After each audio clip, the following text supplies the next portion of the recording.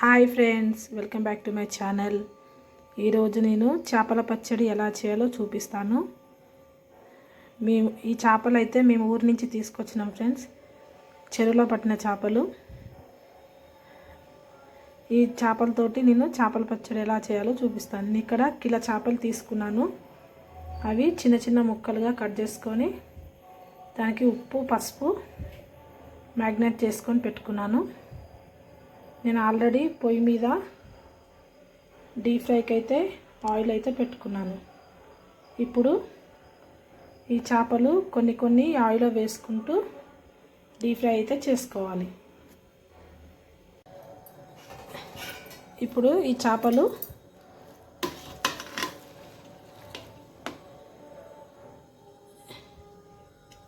ఇలా నూనెలో వేసుకోవాలండి.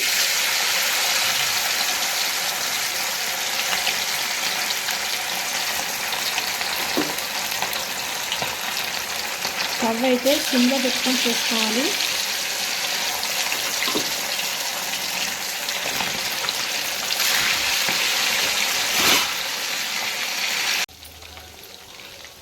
ఇప్పుడు చేపల్ని తిరిగేసుకుందాం. ఈ చేపల్ని గట్టిగా వేపుకోవాలండి. ముక్క పట్టుకుంటే గట్టిగా ఉండాలి. అట్లయితేనే చేపల పచ్చడి అయితే ఖరాబ్ కాకుండా ఉంటుంది. మెత్తగా అయితే ఉండకూడదు, గట్టిగా ఉండాలి ముక్క అనేది. మీకు ఉడికిన తర్వాత మీకు చూపిస్తాను ముక్క ఎలా ఉండాలో.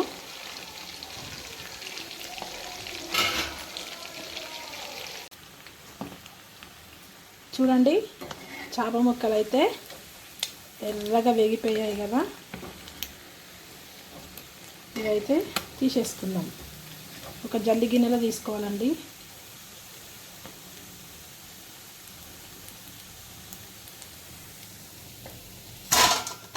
చూడండి, గిన్నెలో వేస్తే ఎట్లా సౌండ్ వస్తుందో, గలగల సౌండ్. అట్లా గట్టిగా చేప ముక్క అనేది అంత గట్టిగా ఉండాలన్నమాట.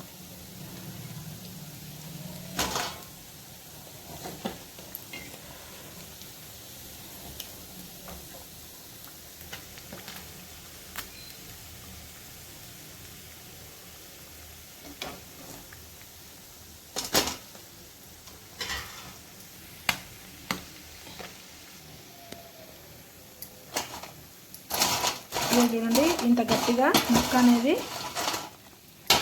ఇంత గట్టిగా ఉండాలి. ఒక వాయి అయితే అయిపోయింది కదా, మిగతా వాయి అయితే వేసుకుందాం.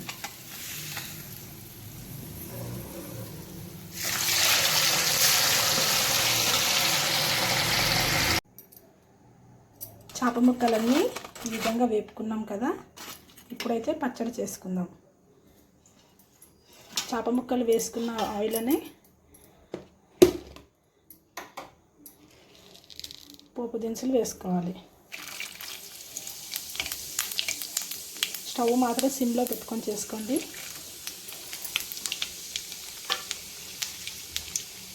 పోపు దినుసులు వేగాక ఎండుమిర్చి,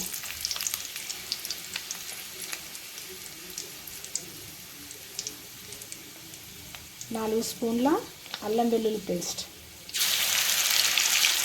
నేను కిలోకి ఎంత పడుతుందో అంతనే వేస్తున్నానండి.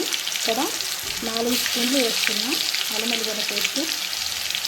ఇంకా అంతకంటే ఒక స్పూన్ ఎక్కువ వేసుకున్నా మంచిది, టేస్టీ అవుతుంది. ఇంకా ఇక్కడైతే నేను 4 స్పూన్లు అయితే వేస్తున్నాను.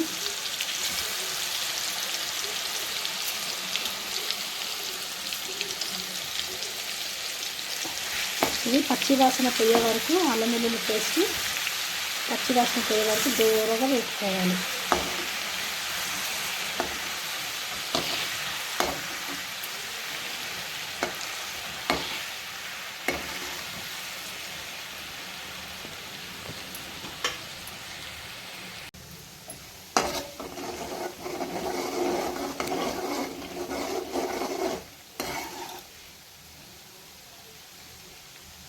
అల్లం వెల్లిగడ్డ వేగిపోయింది కదా.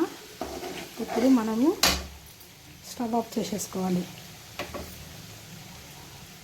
మనం స్టవ్ ఆఫ్ చేసుకున్నాకనే కారము పసుపు ఉప్పు వేసుకోవాలండి. స్టవ్ ఆన్ ఉన్నప్పుడైతే వేసుకోకూడదు, ఎందుకంటే తొక్క అనేది నల్లగా అవుతుంది, కారం అనేది నల్లగా అయిపోతుంది. అందుకనే స్టవ్ ఆఫ్ చేసుకొని మనం అన్నీ కలిపేసుకోవాలి. స్టవ్ ఆఫ్ చేసుకున్నాక ఇప్పుడు మనం ఇందులో కారం వేసుకోవాలి. నేను ఈ గ్లాసుతోటి ఒక గ్లాస్ అయితే కారం అయితే వేస్తున్నానండి. మీరు కారం తినే బట్టి వేసుకోండి. నేను మాత్రం మీకు ఒక గ్లాస్ అయితే వేస్తున్నాను. నేను కేజీకి చెప్తున్నానండి. ఇది కేజీకి ఎంత పడుతుందో అంత క్వాంటిటీలోనే చేసుకోండి తొక్కుని. ఇక్కడ ఒక స్పూన్ పసుపు మాత్రం వేసుకుంటున్నా.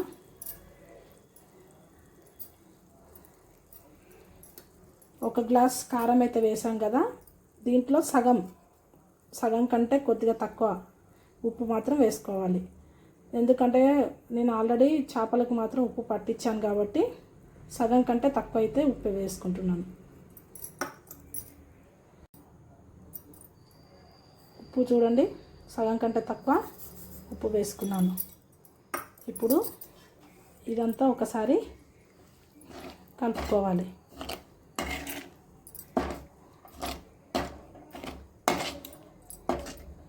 కొలతలు సరిగ్గా కరెక్ట్గా వేస్తే కొలతతోటి తొక్క అనేది టేస్టీగా ఉంటుందండి. కొలతలు లేకుండా ఇష్టం వచ్చినట్టు వేస్తే తొక్క అయితే పాడైపోతుంది. కరెక్ట్ కొలతలతో అయితే వేసుకోవాలి. ఇప్పుడు ఉప్పు వేసుకున్నాం కదా, ఇందులో మసాలా పౌడర్ అయితే వేసుకోవాలి. 2 స్పూన్ల ధనియాల పౌడర్,